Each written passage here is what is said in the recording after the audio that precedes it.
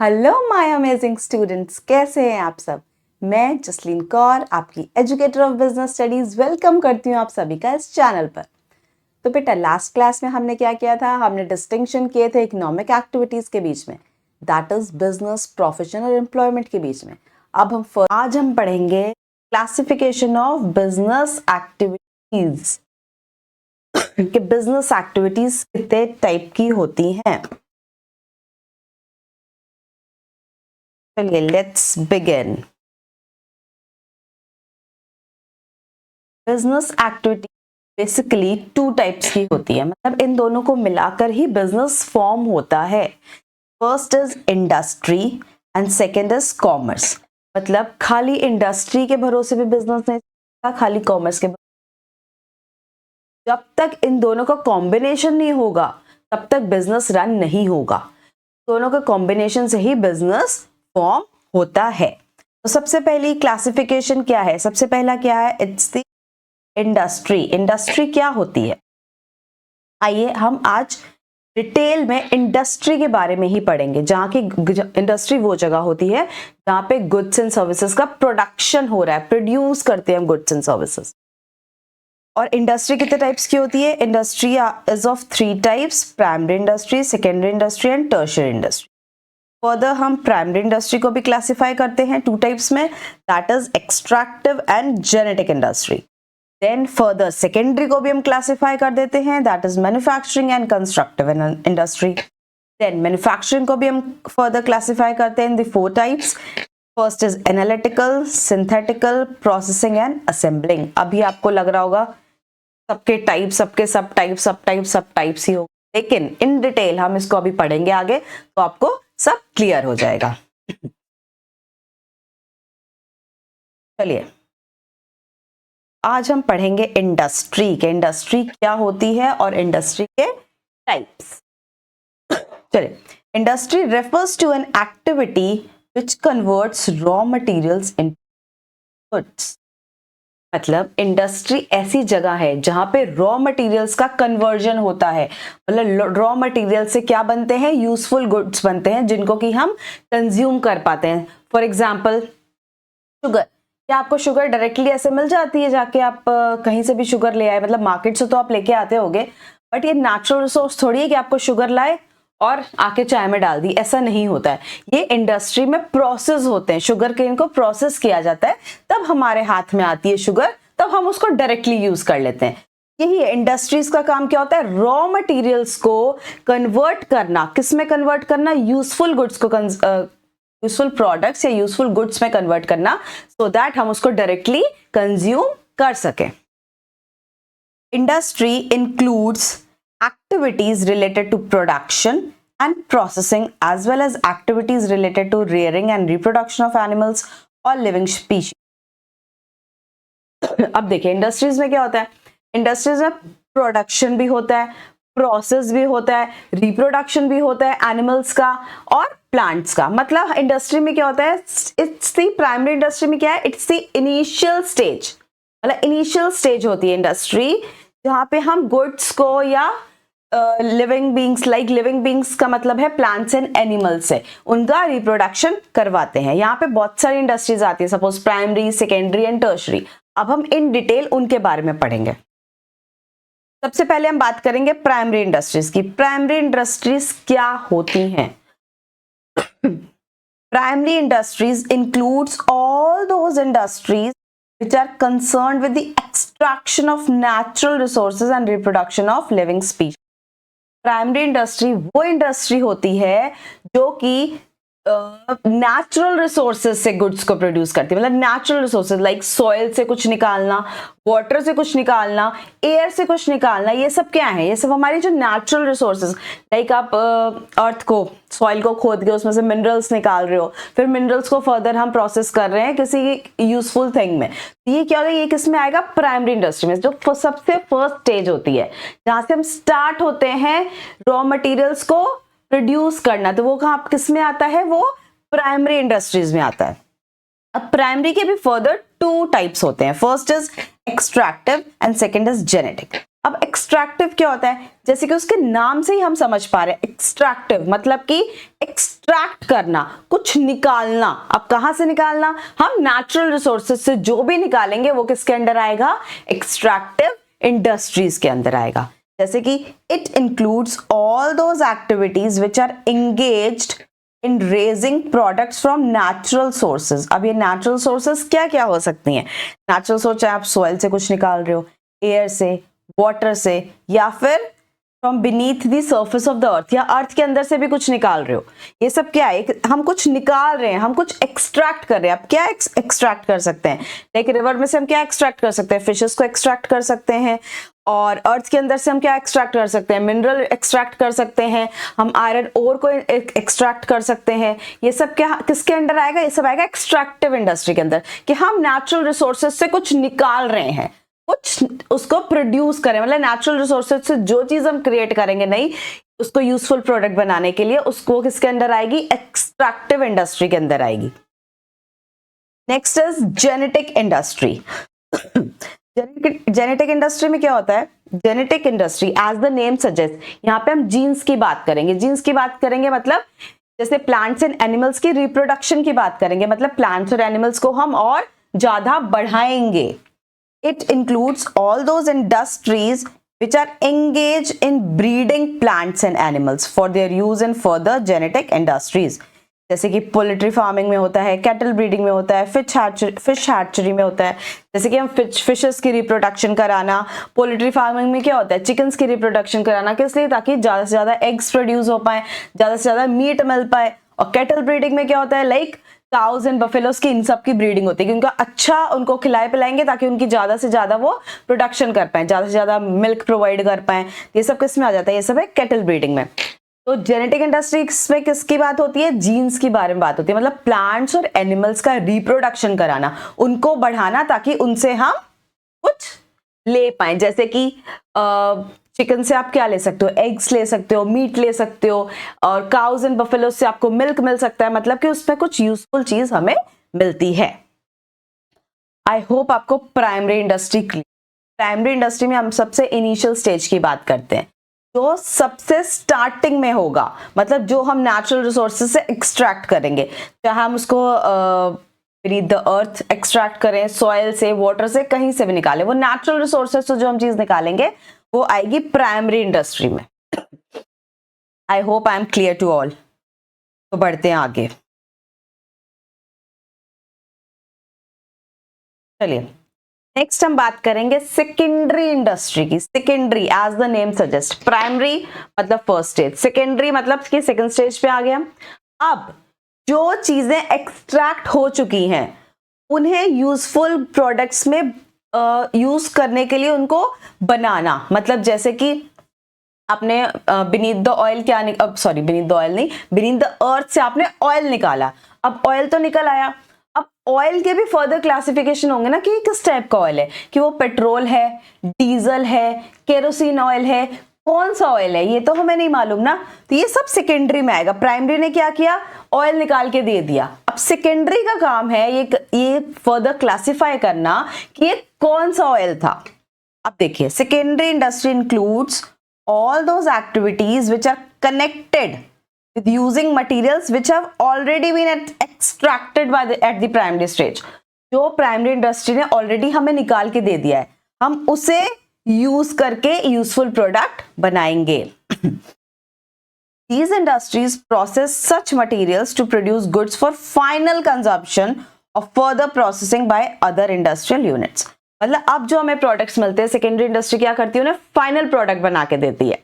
जैसे कि आपके घर में फर्नीचर यूज होता है तो प्राइमरी इंडस्ट्री क्या करती है, टिम्बर एक्सट्रैक्ट करती है या वुड एक्सट्रैक्ट करती है, और सेकेंडरी इंडस्ट्री क्या करती है, आपको फर्नीचर बना के देती है, जैसे सोफा बन गया, डाइनिंग टेबल्स बन गए, ये सेकेंडरी का काम है। प्राइमरी का काम क्या था, वुड एक्सट्रैक्ट करना, टिम्बर एक्सट्रैक्ट करना। सेकेंडरी का काम क्या है, फर्नीचर को बना के देना, चाहे वो चेयर हो गया, टेबल हो गया, सोफा सेट हो गया, आपका डाइनिंग, व्हाटएवर इट इज। चलिए, for example, sugar cane is produced in primary industry sugar cane कहाँ प्रोड्यूस हुआ? प्राइमरी इंडस्ट्री में। लेकिन शुगर कहाँ प्रोड्यूस होगी? सेकेंडरी इंडस्ट्री में, क्योंकि शुगर केन का फर्दर प्रोसेस हुआ तो वो फर्दर प्रोसेस किस में होगा? सेकेंडरी इंडस्ट्री में। But sugar is produced by using sugar cane as a raw material in secondary industry. अब शुगर केन को क्या यूज किया? शुगर केन को रॉ मटेरियल यूज किया एज अ सेकेंडरी इंडस्ट्री में, तब हमें जाके शुगर मिली और फिर हम उसको डायरेक्टली कंज्यूम कर सकते हैं। अब सेकेंडरी के भी 2 टाइप्स हैं, जैसे कि first is manufacturing industry, second is construction industry. Manufacturing industry की बात करते हैं। मैन्युफैक्चरिंग इंडस्ट्री में क्या होता है? These industries are engaged in the process of conversion of raw material or semi-finished goods into finished goods. These industries create form of utility by changing the form of raw material into finished goods. जैसे कि अभी हम बात कर रहे थे, अभी हमने एग्जांपल लिया था फर्नीचर का, शुगर केन का, ये सब किस में आता है? मैन्युफैक्चरिंग इंडस्ट्री में आता है। सेकेंडरी इंडस्ट्री का फर्दर क्लासिफिकेशन क्या है? मैन्युफैक्चरिंग इंडस्ट्री और कंस्ट्रक्शन इंडस्ट्री। तो मैन्युफैक्चरिंग इंडस्ट्री में क्या आता है कि मतलब कि जो रॉ मटेरियल्स हैं या सेमी फिनिश्ड गुड्स हैं, उन्हें फाइनल गुड्स में कन्वर्ट करना, ताकि कंज्यूमर्स उन्हें डायरेक्टली कंज्यूम कर सकें।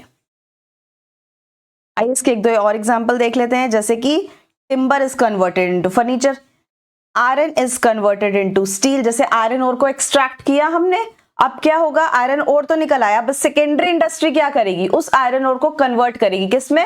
स्टील बनाएगी। शुगर केन को एक्सट्रैक्ट किया, अब सेकेंडरी क्या करेगी? उसकी शुगर बनाएगी। कॉटन को हमने एक्सट्रैक्ट किया था प्राइमरी में, अब कॉटन के क्लोथ्स बनेंगे सेकेंडरी में। आई होप आपको क्लियर हो रहा है। अब फर्दर मैन्युफैक्चरिंग में भी टाइप्स होते हैं। मैन्युफैक्चरिंग के भी 4 टाइप्स होते हैं। First is analytical, then synthetic, then processing, then assembly. As the name suggest, analytical मतलब कोई चीज हमने एक्सट्रैक्ट कर ली, कोई चीज हमने निकाल ली थी प्राइमरी में, अब उस प्राइमरी का तो काम खत्म, उसने चीज निकाल के दे दी। अब हम उस चीज से हम फर्दर यूजफुल प्रोडक्ट्स बनाएंगे, फर्दर 2, 3, 4 जितने यूजफुल प्रोडक्ट्स बन सकते हैं हम बनाएंगे। जैसे एनालिटिकल में क्या हुआ कि प्राइमरी ने हमें ऑयल निकाल के, क्रूड ऑयल निकाल के दे दिया। अब एनालिटिकल इंडस्ट्री क्या करेगी? उस एक ऑयल से पेट्रोल भी बनाएगी, डीजल भी बनाएगी, केरोसिन भी बनाएगी और फर्दर जो ऑयल बन सकते हो वो भी बनाएगी। तो उसने क्या किया? एनालिटिकल इंडस्ट्री ने क्या किया? एक चीज से फर्दर और यूजफुल प्रोडक्ट्स बना दिए, 2, 3, 4 जितने यूजफुल प्रोडक्ट्स बन सकते थे वो उसने बना दिए। आइए देखते हैं। In analytical industry the basic raw material is broken into different parts to produce the finished goods. Analytical industry में क्या होता है? जो एक हमें गुड्स जो जैसे कि प्राइमरी इंडस्ट्री ने जो रॉ मटेरियल दिया, उस रॉ मटेरियल को हम देखते हैं कि वो फर्दर और किस किस चीज में यूज हो सकता है, उसको फर्दर और यूजफुल प्रोडक्ट्स बनाते हैं। जैसे कि एग्जांपल में क्या है? Crude oil is processed and many finished products such as petroleum बन गया, उसका डीजल बन गया, केरोसिन ऑयल बन गया, गैसोलीन बन गया, etcetera are manufactured.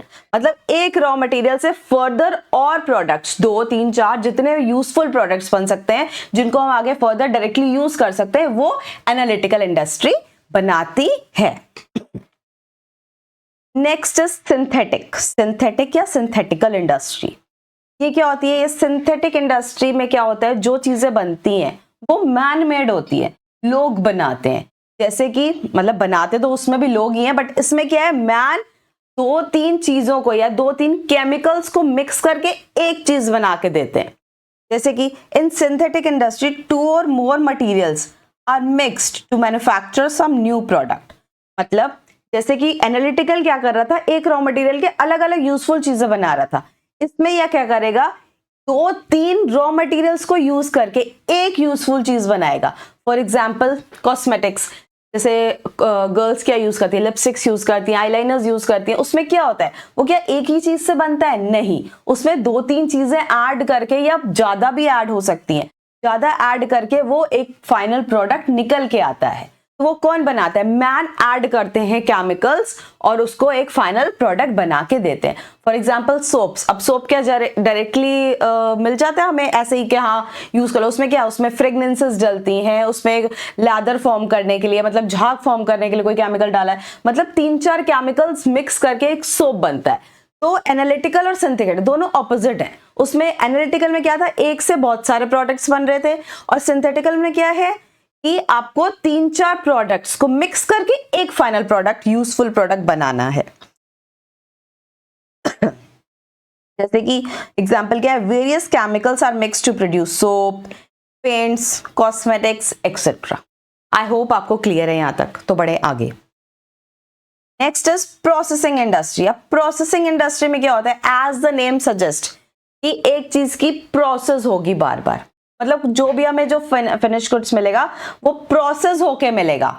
For example कपड़ा, जैसे कि कोई क्लॉथ है, अब क्लॉथ में क्या होगा, कॉटन, तो प्राइमरी इंडस्ट्री ने हमें कॉटन एक्सट्रैक्ट करके दे दिया।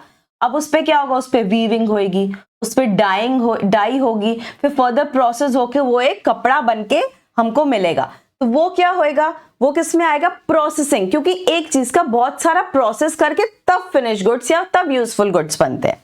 जैसे कि in processing industry the raw material is processed through various stages, बहुत सारी स्टेजेस उसको पार करके एक फाइनल प्रोडक्ट मिलता है।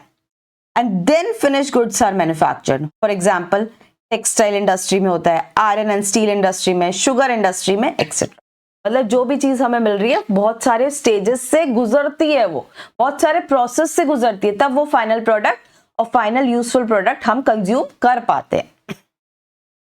चलिए नेक्स्ट बात करेंगे अब असेंबली इंडस्ट्री की। As the name suggest assembly, मतलब कि कुछ असेंबल करना, मतलब कोई बहुत सारे पार्ट्स को असेंबल करके एक कोई यूजफुल थिंग बनाना।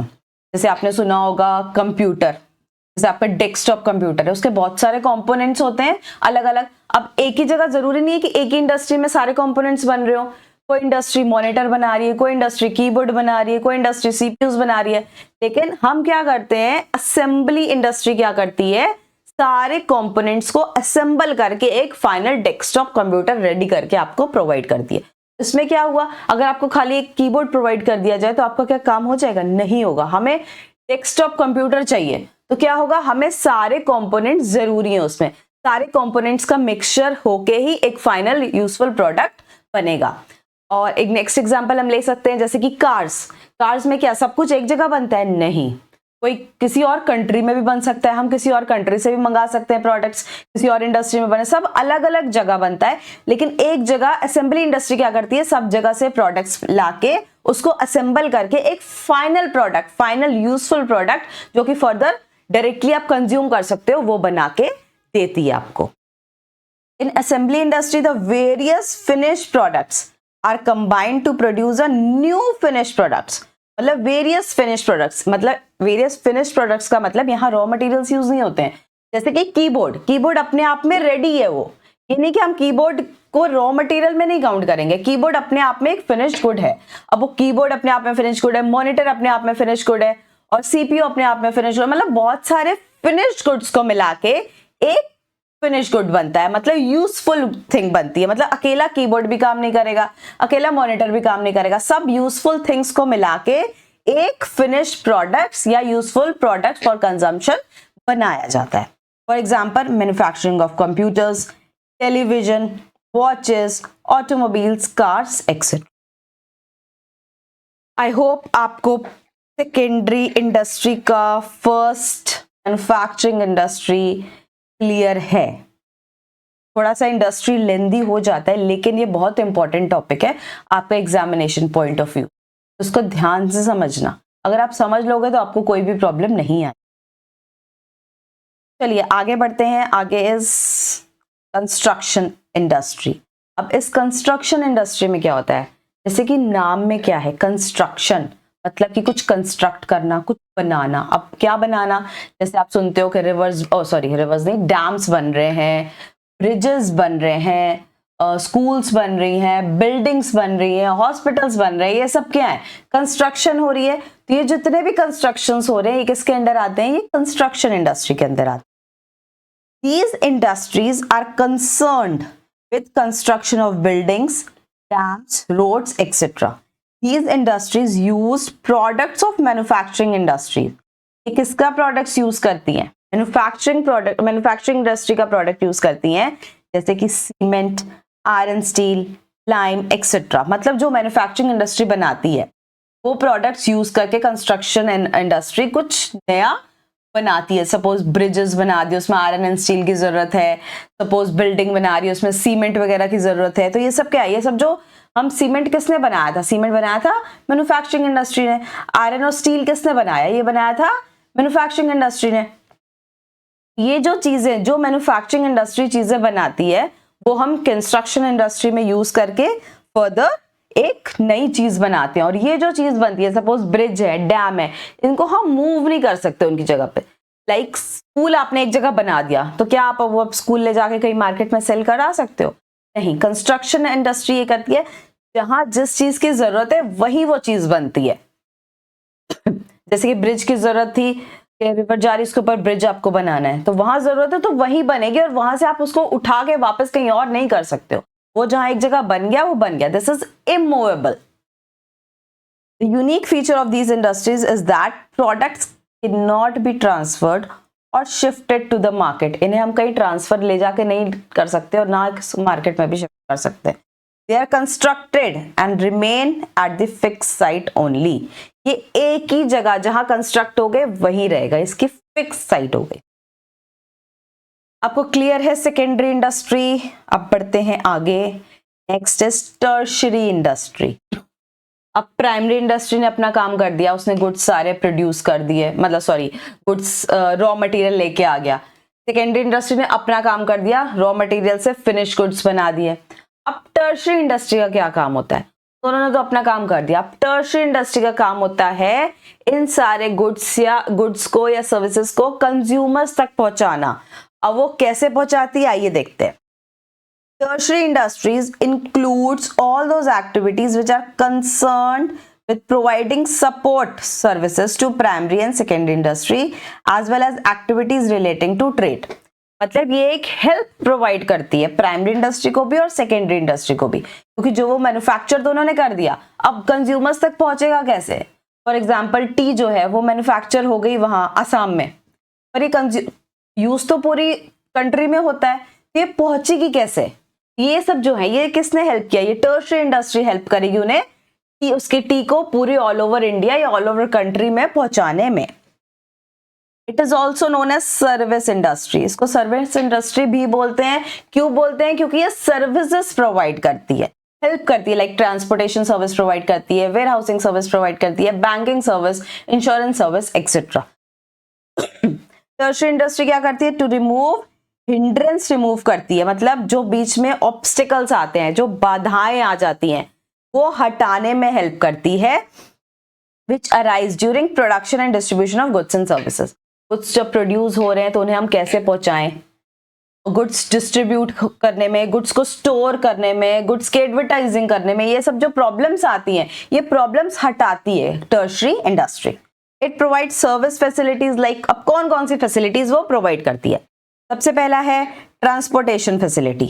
ट्रांसपोर्टेशन फैसिलिटी वो क्या प्रोवाइड करती है कि जैसे कि वो गुड्स को एक जगह से दूसरी जगह ले जाने में हेल्प करती है। सपोज गुड्स कहीं और मैन्युफैक्चर हो रहे हैं, चाहिए कहीं और, तो वो क्या, कौन हेल्प करेगा? ट्रांसपोर्टेशन फैसिलिटी ही हेल्प करेगी, ये ट्रांसपोर्टेशन सर्विस हेल्प करेगी एक जगह से गुड्स को दूसरी जगह में ले जाने में। Next is banking facility. Banking facility, जैसे किसी इंडस्ट्री को कुछ प्रोड्यूस करना है, इतने उसके पास फंड्स नहीं है, तो बैंकिंग इंडस्ट्री क्या करेगी?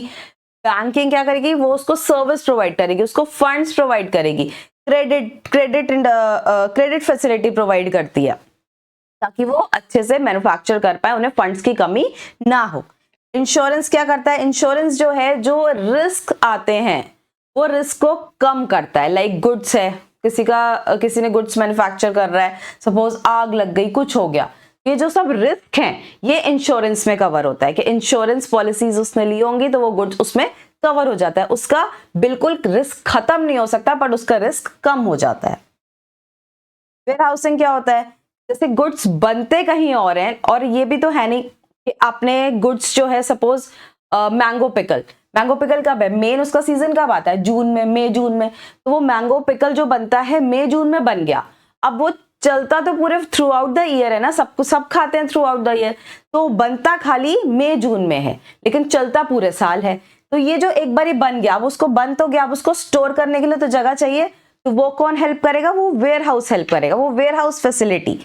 Providing storage place for goods produce by primary and secondary industry. जो गुड्स प्राइमरी और सेकेंडरी ने प्रोड्यूस कर दिया उसको स्टोर करने की जगह जो चाहिए वो कौन प्रोवाइड करता है? Warehousing services.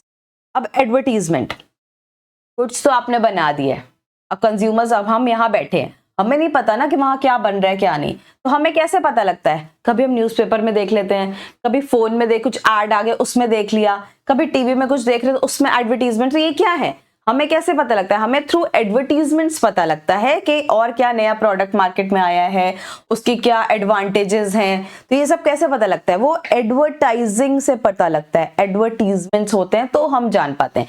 तो एडवर्टीजमेंट सर्विस कैसे प्रोवाइड करता है कि जो इंफॉर्मेशन प्रोवाइड करता है कंज्यूमर्स तक पहुंचाता है उस प्रोडक्ट का, या नया प्रोडक्ट या जो भी प्रोडक्ट मैन्युफैक्चर हो रहे हैं उसकी एडवांटेजेस बताता है, प्रोडक्ट यूज करने से आपको क्या फायदे मिलेंगे।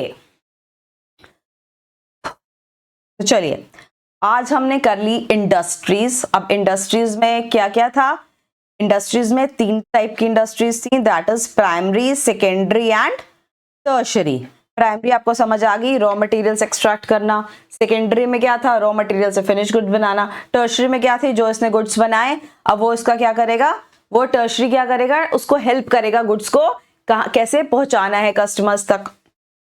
प्राइमरी में क्या था? एक्सट्रैक्टिव और जेनेटिक। एक्सट्रैक्टिव में क्या था कि हमने नेचुरल रिसोर्सेज से कुछ एक्सट्रैक्ट करना है। जेनेटिक में क्या था? रिप्रोडक्शन करानी थी प्लांट्स एंड एनिमल्स की। सेकेंडरी में क्या था? मैन्युफैक्चरिंग, कुछ मैन्युफैक्चर हो रहा है, कुछ प्रोडक्शन मतलब मैन्युफैक्चर हो रहा है, मतलब कुछ नया प्रोडक्ट बन रहा है। वो कैसे बन रहा था? एनालिटिकल में। एनालिटिकल में कैसा बन रहा था? एक प्रोडक्ट को अलग अलग पार्ट्स में अलग अलग यूजफुल प्रोडक्ट्स उसके बनाए जा रहे थे। सिंथेटिकल में क्या हो रहा था? 2-3 प्रोडक्ट्स को मिक्स करके एक फाइनल प्रोडक्ट बनाया जा रहा था। प्रोसेसिंग में क्या हो रहा था? एक फाइनल गुड जो हमारे पास आ रहा था वो वेरियस स्टेजेस ऑफ प्रोडक्शन से होके आ रहा था। असेंबलिंग में क्या हो रहा था? वेरियस फिनिश्ड गुड्स को हम असेंबल करके एक फिनिश्ड प्रोडक्ट्स बना रहे थे। आई होप आपको अब यहां तक क्लियर है इंडस्ट्री। अब हम कल पढ़ेंगे, कल हम कॉमर्स पढ़ेंगे, कॉमर्स से स्टार्ट करेंगे, नहीं तो एक ही दिन में आपका पूरा कंफ्यूजन क्रिएट हो जाएगा। अभी आप सिर्फ इंडस्ट्री पे ध्यान देना, आप इंडस्ट्री रिवाइज करके आना, फिर हम कल से कॉमर्स स्टार्ट कर देंगे। I hope I am clear to all. चलिए मिलते हैं नेक्स्ट वीडियो में, और नेक्स्ट हम करेंगे कॉमर्स। तो चलिए bye bye to all, take care.